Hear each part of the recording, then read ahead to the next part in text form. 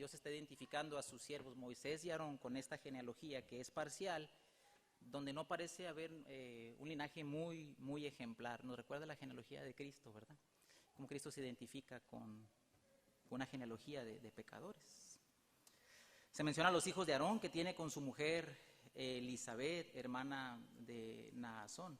Ahí por favor, versículo 25, Eleazar, hijo de Aarón, tomó por mujer de las hijas de Futiel, la cual dio luz a Finés, y Finés todavía lo vemos ministrando en el tiempo de los jueces. Ahora, algo interesante aquí es que este Futiel tiene un nombre un poco curiosito, que significa menospreciar o desdén de Dios. O sea, imagínate a Eleazar saliendo a conocer a su novia, ¿no? ¿Cómo estás? Oye, ¿cómo te llamas? Elizabeth. Yo soy Eleazar. Oye, ¿tu papá cómo se llama? Desdén. Ay, despreciado. Ay. Y el nombre parece que tiene una connotación egipcia. Algunos piensan que esto daba la idea de que había matrimonios mixtos o de este egipcio que creyó. Qué cosas, ¿no?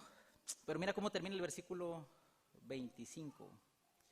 Y estos son los jefes de los padres de los levitas por sus familias. Y con esto el autor está confirmando que esta es la tribu que Dios había escogido también para que más adelante, cuando el tabernáculo estuviera levantado, ellos fueran los que les sirvieran. De hecho, tenemos un libro completo con instrucciones a esta tribu que se llama el libro de Levítico.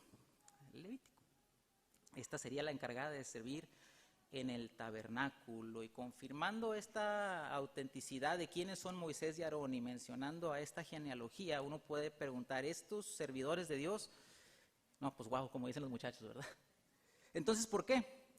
¿Por qué ellos? Por la misma razón que tú y yo estamos aquí, por pura gracia, por pura gracia.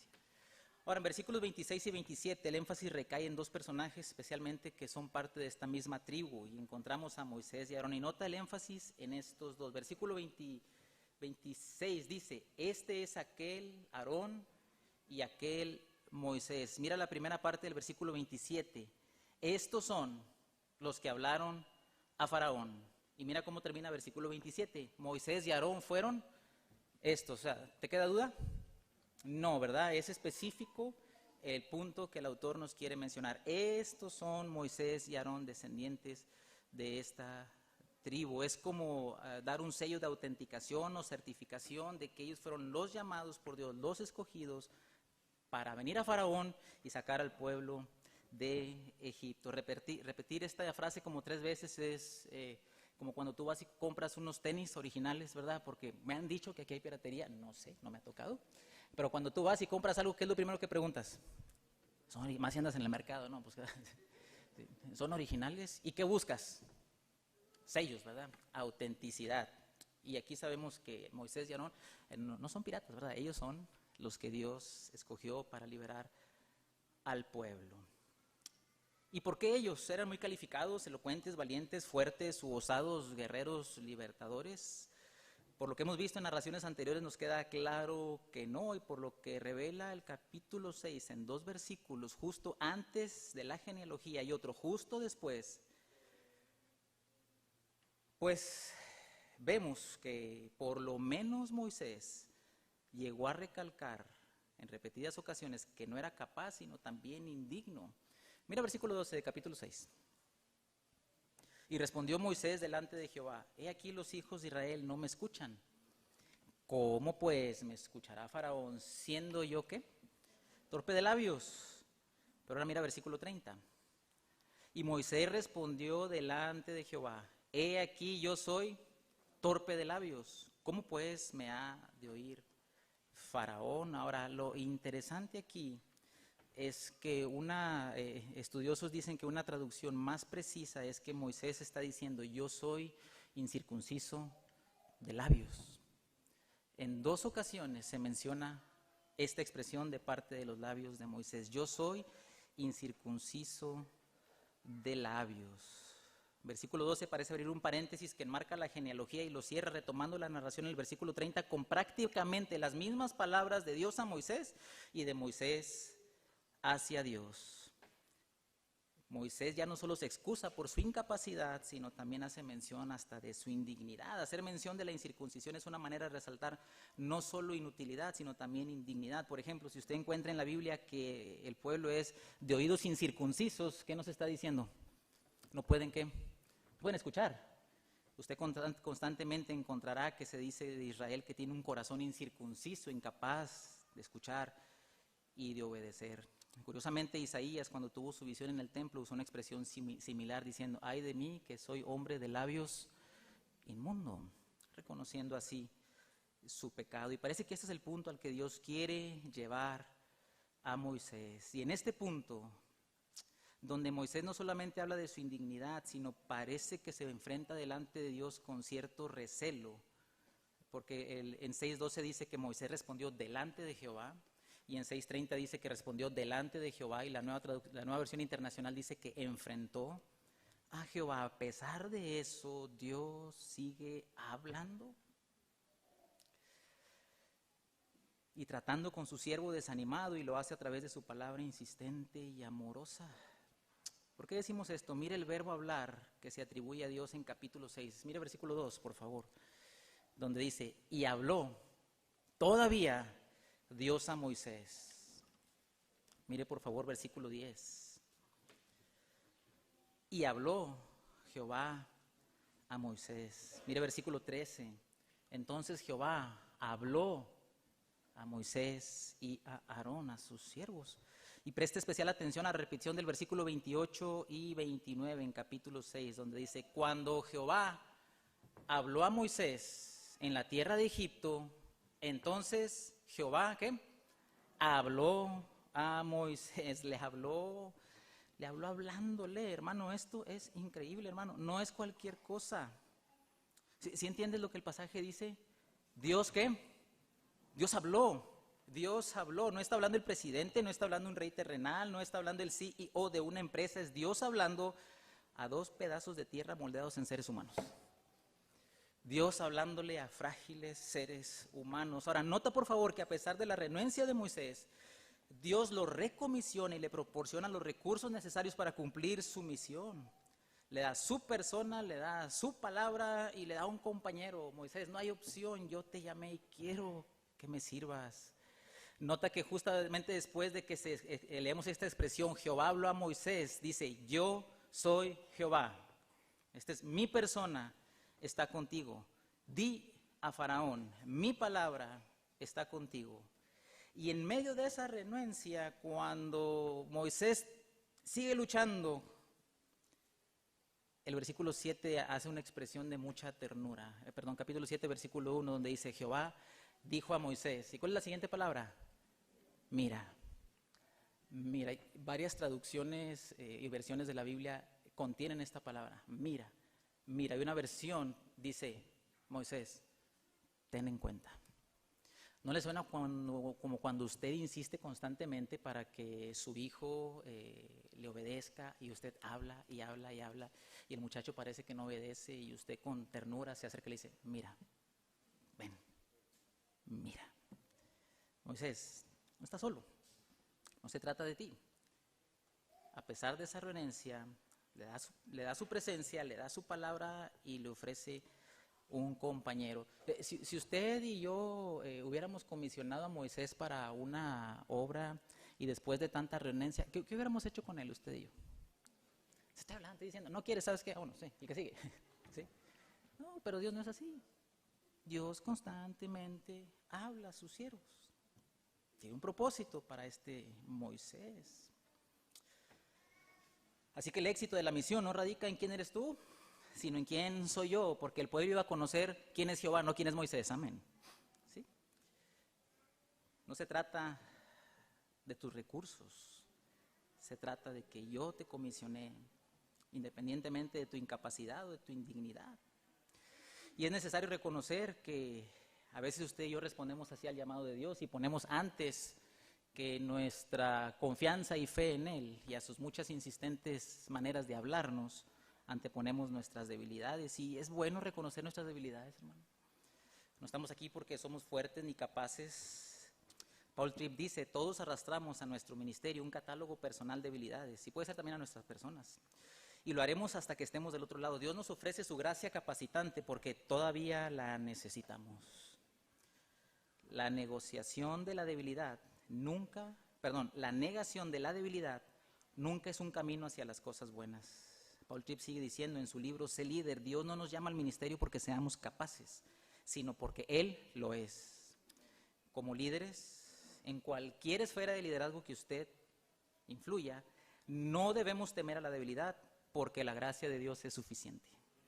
Son nuestros delirios de fuerza los que debemos temer porque nos impedirán buscar y celebrar esa misma gracia. El día que usted y yo pensamos que sí podemos y nos desprendemos de la gracia de Dios, vamos en camino al fracaso. Dios llevó a Moisés hasta este punto de reconocer, no es tu dignidad, no es tu capacidad, no es tu torpe lengua, soy yo. Escúchame, te hablo. Y una palabra, mis hermanos pastores y hermanos que tienen grupos pequeños o que enseñan como maestros de escuela dominical o grupo pequeño, revivo, como le llamen, los hermanos que ahora mismo están sirviendo allá con nuestros niños, como personas que comparten el evangelio, discipulan, nosotros no tenemos nada que decir. Nuestra labor es escuchar a Dios, lo que Él nos habla, repetir sus palabras y depender de Él. Y esa era la labor de cualquier profeta. Note que aquí es Aarón quien está presentándose como profeta, Moisés representando a Dios, que comunica las palabras que vienen de Jehová. Y el trabajo del profeta simplemente es decir, así dice el Señor, así dice Jehová. En pocas palabras, usted y yo nada más somos voceros de Dios, somos recaderos. No tenemos nada que decirte, hermano. Te traemos un recado de parte de Dios. Dios habla y tú y yo tenemos que escuchar, no imaginaciones, no yo creo que, no yo siento. En el entendimiento de que Dios ahora nos habla por su palabra, usted solamente debe ser un recadero. Escuche, Dios habla y comunique. Y una idea semejante dio Pablo en 2 Corintios 5:20, donde dice así, que somos embajadores en nombre de Cristo, como si Dios rogase por medio de nosotros. Os rogamos en el nombre de Cristo, reconciliados con Dios. Entonces Dios nos habla y nos comunica su mensaje, su voluntad, para que nosotros la digamos. Es interesante una frase de Steve Lawson que dice, no me vengas con tu así dice el Señor, si no tiene capítulo y versículo. Así que tú y yo no tenemos nada que decir, tenemos que decir las palabras de Dios. Y Dios está insistiendo con Moisés y nota cómo finalmente sus palabras, las palabras de Dios, cumplen su propósito en la vida de Moisés y Aarón. Mira versículos 6 y 7 de capítulo 7. ¿Dónde dice? E hizo Moisés y Aarón como Jehová les mandó. ¿Qué? Así lo hicieron. Ya no hay excusas, ya no hay yo que no puedo. Finalmente el corazón de Moisés por gracia responde al llamado de Dios y junto con su hermanito van y enfrentan a Faraón. Era Moisés de edad de 80 años y Aarón de edad de 83 cuando hablaron a Faraón. Es interesante cómo aún en el último versículo, en versículo 7, se menciona la edad de estos dos. Y no creo que es como para que digamos, 80 de Moisés y 83 de Faraón. Es como para que digamos, mira, qué viejitos tan tiernos, finalmente hicieron caso, ¿verdad? No, de hecho yo le quería poner el mensaje de viejitos y tercos, no, pero no se me iba a ofender aquí el pastor Molina. No, ahora, no sé si dividió el orden. ¿A quién puso Dios primero? Moisés 80 y Faraón, y Aarón. ¿A quién puso primero? A Moisés. No puso primero el primogénito, ¿verdad? Dios está dándole la supremacía del llamado al menor. Y es un patrón general que vemos en la Escritura. Dios sigue mostrando su gracia en Moisés, dándole la primacía de este llamado.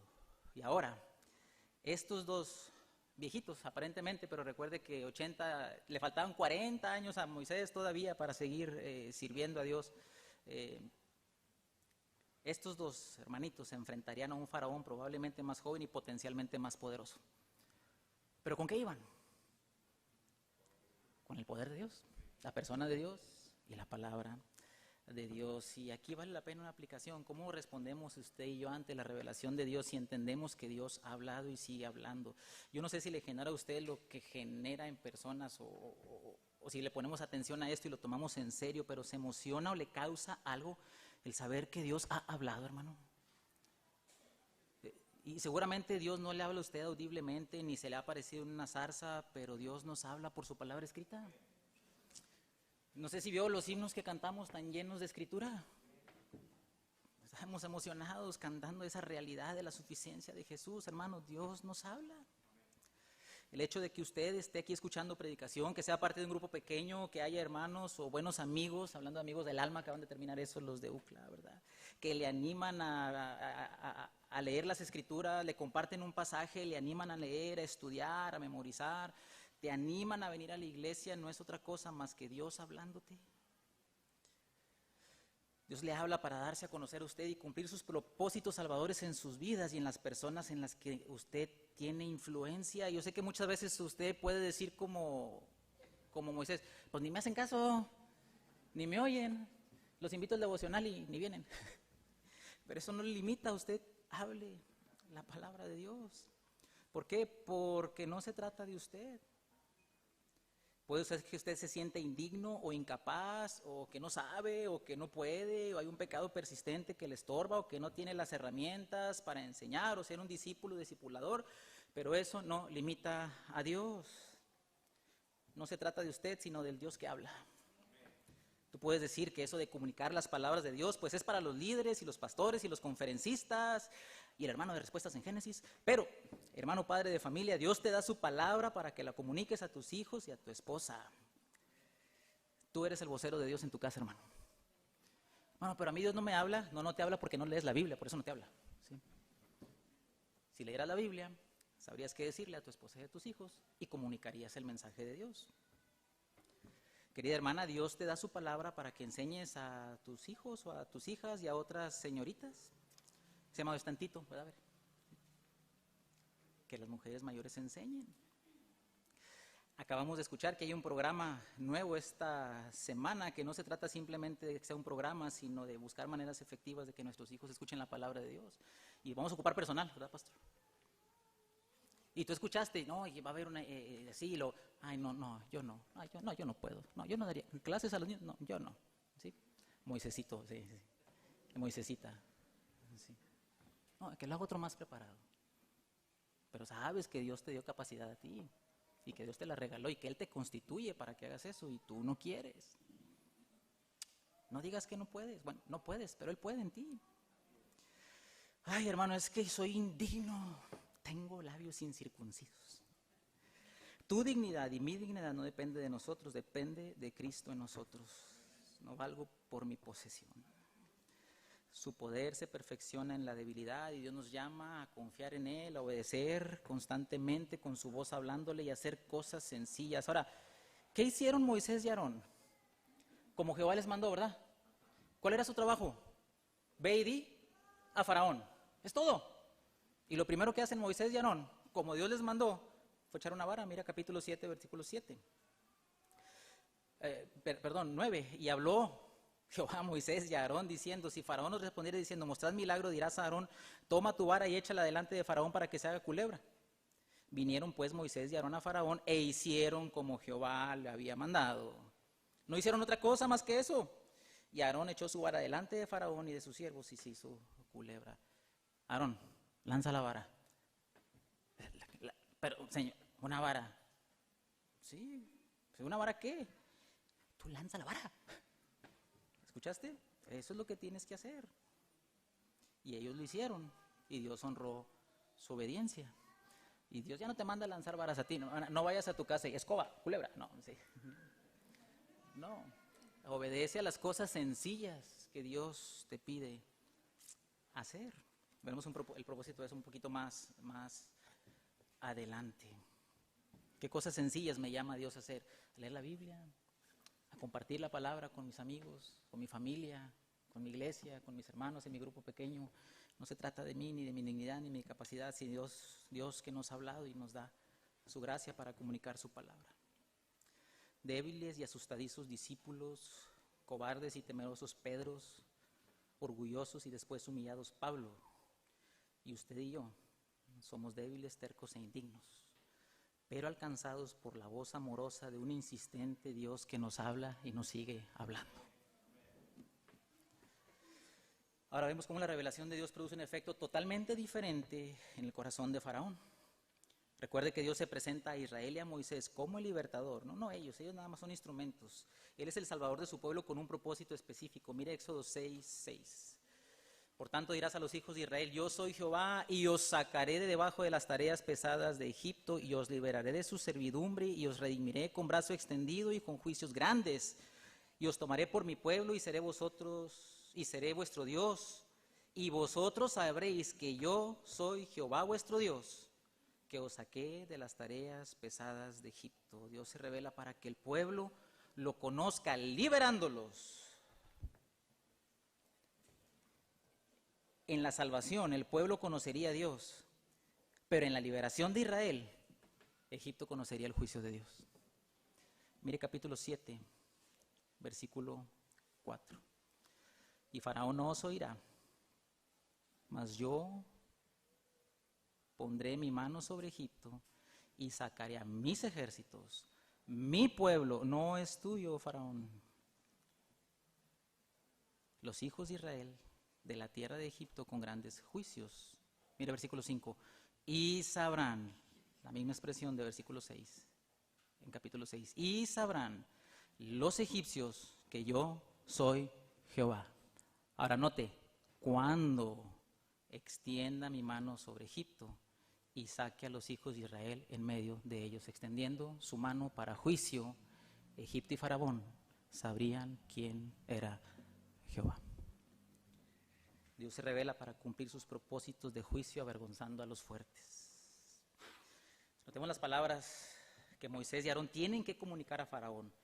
Ellos no vienen en su propio nombre ni con una idea de libertad revolucionaria.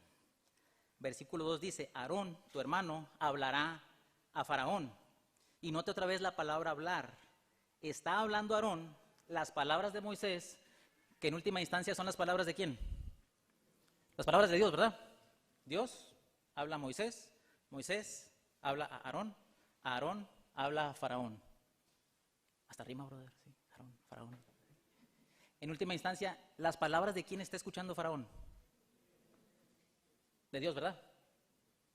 Entonces, ¿Dios también le habló a quién? Le habló a Faraón. Dios le habló a Faraón.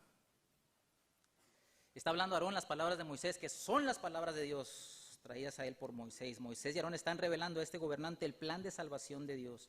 Estas palabras que traen salvación y esperanza a Israel, traen condenación y juicio si se rechazan, que fue lo que hizo Faraón. Dios anticipa el resultado de esta revelación en el corazón obstinado y duro de Faraón. Versículo 3 dice: y yo endureceré el corazón de Faraón. Y esto más adelante lo vamos a ver con alguien que sabe más que yo. Pero el hecho de que Dios endurezca a Faraón no anula la responsabilidad de Faraón. La soberanía de Dios y la responsabilidad del hombre corren paralelas. Mire capítulo 4, donde se revela qué era el corazón de Faraón. 4:22 dice: y dirás a Faraón: Jehová ha dicho así, Israel es mi hijo, mi primogénito. Ya te he dicho que dejes ir a mi hijo para que me sirva, mas no has querido. Mas no has querido. Faraón hizo lo que quiso. Escuchó la revelación de Dios, Dios lo endureció, pero Faraón hizo lo que quiso. ¿Y sabe qué quiso? No escuchar. Endurecerse. No obedecer.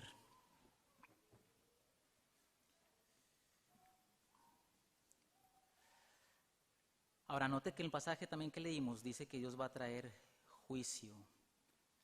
Note en el final de versículo 4 dice: mi pueblo, los hijos de Israel de la tierra de Egipto, los voy a sacar con grandes juicios, con grandes juicios. La Nueva Versión Internacional traduce esta parte como grandes actos de justicia. Era justo que Dios enviara esto a Faraón por su renuencia a escuchar la voz de Dios. Faraón y Egipto no están aquí como víctimas. En su dureza rechazaron a Dios hablando. Y el resultado es el mismo. Y sabrán los egipcios en el juicio que yo soy Jehová. Hermano, y en el juicio Dios es justo. Es justo en ejecutar su juicio ante un mundo lleno de faraones que se rebelan contra él, ante un mundo que le rechazó.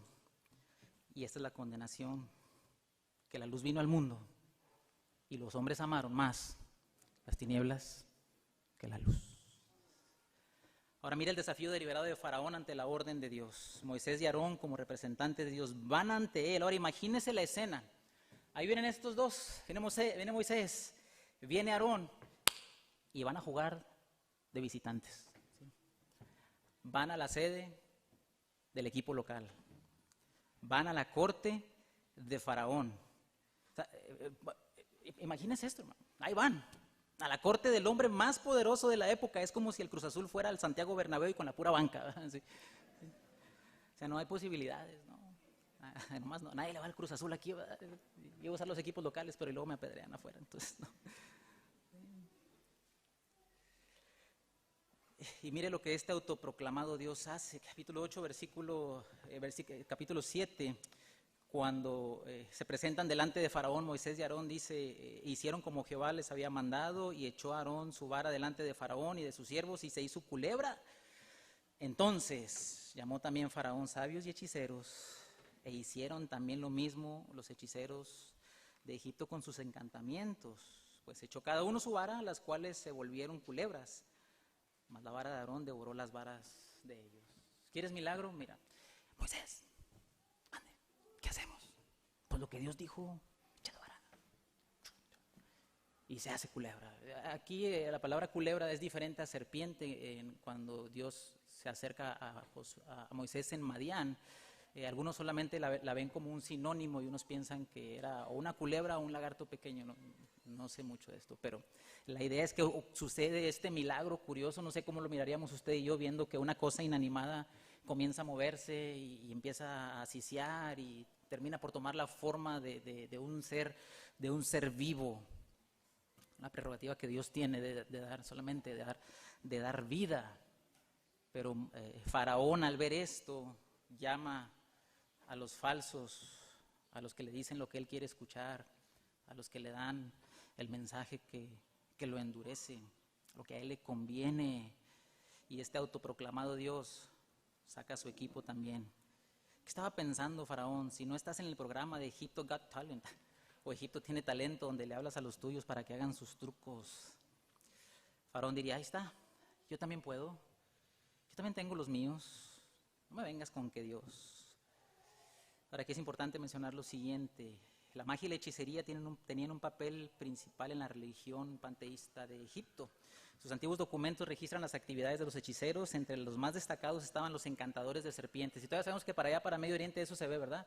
Usted ve por ahí las películas donde hay un señor con una flautita y la serpientita parece que está haciendo lo que él le dice. No es nada nuevo. Estos hombres eran también designados como sabios y brujos, es decir, los eruditos y religiosos de la época. Es una confrontación mucho más que de Aarón y Moisés con Faraón, es una confrontación entre Dios y Satanás, la misma confrontación que se dio en Edén. Dios se revela como un Dios bueno a Adán y Eva, y la serpiente viene y presenta otra opción, ¿verdad? Con que Dios ha dicho. Con que Dios ha dicho que saque al pueblo y me traes una vara. No, yo también tengo. Ven, ahí va. Rechazando lo que Dios ha dicho. Dios envía a Elías y Jezabel saca a sus 450 profetas de Baal. Dios nos comunica el evangelio y Satanás presenta un falso evangelio. De manera interesante, Pablo identifica por lo menos a dos de estos sabios y hechiceros y los compara con los falsos maestros. Usted lo puede ver en 2 Timoteo capítulo 3, donde dice que de la misma manera que Janes y Jambres resistieron a Moisés, estos, dice Pablo, los falsos maestros también resisten a Dios. Satanás siempre querrá imitar a Dios. Pablo dijo en 2 Corintios capítulo 11, versículo 13, porque estos son falsos apóstoles, obreros fraudulentos que se disfrazan como apóstoles de Cristo. Y no es maravilla, porque el mismo Satanás se disfraza como ángel de luz. Así que no es extraño si también sus ministros se disfrazan como ministros de justicia, cuyo fin será, conforme a sus obras, juicio. Juicio. Por lo tanto, usted y yo debemos saber a quién estamos escuchando. Escuchemos la voz de Dios. Y si la escuchamos, no nos endurezcamos. Al final Dios gana. Imagínense a Moisés y Aarón lanzando su serpiente y luego estos lanzan sus serpientes. Unos dicen que fue un acto instigado por poderes demoníacos, otros dicen que pudo haber sido un acto de prestidigitación. El pasaje simplemente dice que ellos hicieron igual y las varas se convirtieron en serpientes y no pusieron una, por lo menos pusieron dos, y ver a Moisés y Aarón, ándale, ya nos dieron la vuelta, ¿verdad? Ya revirtieron el resultado. Pero ahí no terminó. ¿Qué hace la vara de Aarón? Final del versículo 12, más la vara de Aarón devoró las varas de ellos. Al final, Dios gana. Y yo no sé, pero parece que esto solamente anticipaba y prefiguraba no solo que Faraón iba a perder, sino la victoria final sobre la serpiente, a quien la simiente de la mujer heriría en la cabeza. No van a ganar tus serpientes, Faraón, no vas a ganar tú. Dios es el que gana. El corazón de Faraón, enfrente de esta derrota, ¿qué hizo? Se endureció, versículo 12, 13, el corazón de Faraón se endureció y no los escuchó, que finalmente no está escuchando a Dios como Jehová lo había dicho. Qué interesante esta confrontación entre estos dos señores y este rey, que no solamente era un rey, se creía Dios. 1 Corintios 1:26 dice, pues mirad, hermanos, vuestra vocación, que no sois muchos sabios según la carne, ni muchos poderosos, ni muchos nobles, sino que lo necio del mundo escogió Dios para avergonzar a los sabios, y lo débil del mundo escogió Dios para avergonzar a los fuertes, y lo vil del mundo y lo menospreciado escogió Dios, y lo que no es, para deshacer lo que es. No eres tú, Faraón, no son tus profetas, no son tus encantamientos, no es tu falso evangelio, es Dios hablando. Ay, qué corazón tan duro tenía Faraón. Sí, pero ese es el corazón humano. El corazón humano que rechaza la revelación de Dios. Un corazón duro y sin embargo Dios se revela a ti y a mí en la persona de Cristo. Hebreos dice que Dios, habiendo hablado muchas veces y de muchas maneras en otro tiempo a los padres por los profetas, en estos postreros días nos ha hablado por el Hijo. Queridos hermanos y hermanos, es que ¿cómo me habla Dios? Dios te habla por el Hijo. Dios te habla por Jesús, es la máxima revelación de Dios y Dios se revela a ti para salvación o para juicio si no lo escuchas. La cruz es salvación o juicio. Y joven que estás aquí, por años y años y años, sigues ignorando el llamado de Dios para salvación, te trajeron de niño, te presentaron aquí o en otra iglesia, y Dios se ha mostrado a ti, y fuiste al campamento, y te han hablado, y te han aconsejado, y no respondes. El historial de tu computadora delata tu corazón, tu indiferencia y tu renuencia a escuchar el consejo de tus padres o a tus pastores. Años y años viniendo y no has creído. Hermanos, a veces tenemos viboritas y truquitos de magia para entretenernos y olvidamos escuchar la voz de Dios. Joven, hermano, visitante que estás aquí sin Cristo, no rechaces el amor y la bondad de Dios en Cristo, no sea que te endurezcas. Mira Romanos 2:2, donde dice, mas sabemos que el juicio de Dios contra los que practican tales cosas es según verdad. Y piensas esto, oh hombre, tú que juzgas a los que tal hacen y haces lo mismo, que tú escaparás del juicio de Dios. Faraón no escapó, tú tampoco. O menosprecias las riquezas de su benignidad, paciencia y longanimidad, ignorando que su benignidad te guía al arrepentimiento. Pero por tu dureza y por tu corazón no arrepentido, atesoras para ti mismo ira para el día de la ira y de la revelación del justo juicio de Dios. Querido joven, querido hermano, si rechazas a Cristo y te pierdes, Dios es justo. Pero si vienes a Él y te arrepientes, Él es justo. Porque justamente tus pecados y mis pecados fueron castigados en Él. Padres de familia, oremos por la salvación de nuestros faraoncitos. Dios es lento para la ira y grande en misericordia. Oh, no digas, a lo mejor yo estoy endurecido como Faraón. Lo más seguro es que sí, pero no depende del que quiere ni del que corre, sino de Dios que tiene misericordia. Clama por misericordia. Y Jesús dice, el que a mí viene, al echo fuera. Yo tengo que responder al Dios que me habla. Y su llamado sigue siendo el mismo hoy. Si oyeres hoy su voz, ¿qué? No endurezcáis vuestros corazones. Curiosamente ese pasaje ya no se lo dice a Faraón, se lo dice a Israel. Jesús vino a su pueblo y su propio pueblo mostró un corazón endurecido. Jesús hizo señales para mostrar quién era y el pueblo no respondió. Dios habla paciente y amorosamente, y al faraón haber rechazado esta revelación de Dios trajo juicio sobre él y sobre Egipto. Faraón en la antigüedad y los faraones de hoy siguen rechazando a Dios y endureciéndose, y la pregunta es, ¿tú cómo responderás? En nuestra vida cristiana sabemos que hay cosas con las que estamos luchando que no hemos querido rendir a Dios. Y Dios nos habla, y nos habla, y nos habla, y tú y yo ignoramos. ¿Y por qué? Si supieras lo que me hizo, ¿por qué lo tengo que perdonar? A mí nadie me va a decir lo que voy a hacer. Y ahí tú ponle nombre a todo eso. Y tu corazón se endurece, pero Dios te sigue hablando.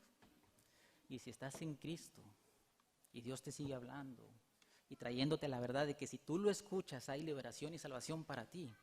Pero también la verdad que si lo rechazas, hay juicio. Responde al Dios que te habla. No endurezcas tu corazón, porque Dios, el Salvador, te habla. Responde con fe y obediencia. Y eso lo haremos solo por la gracia de Dios en nuestra vida. Señor, ayúdanos por favor a responder.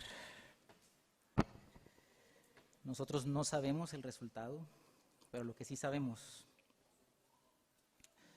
es que tú nos hablas. Y cuando nos hablas, esperas que respondamos. Y reconocemos, Señor, que no podemos. La verdad, Señor, que entre el corazón de Moisés y el corazón de Faraón no había diferencia. Solo tu gracia obrando en él. Y yo te ruego, por favor, Señor, que no nos endurezcas. Danos corazones receptivos a tu palabra y permítenos escucharte, por gracia. Por lo que Cristo hizo en la cruz por nosotros, te rogamos, Señor, habla a nuestros corazones, habla a nuestros hijos, habla a nuestros jóvenes, háblanos a nosotros, padres de familia, habla a nuestras esposas, habla a nuestros hermanos, Señor, y habla a un mundo que no quiere conocerte. Ayúdanos a recordar que no somos otra cosa más que voceros de lo que tú ya has dicho y que debemos confiar en ti y saber que al final tú eres el que gana, no nosotros. Señor, Faraón no gana, Cristo ya ganó y en eso confiamos. En el nombre de Jesús oramos. Amén.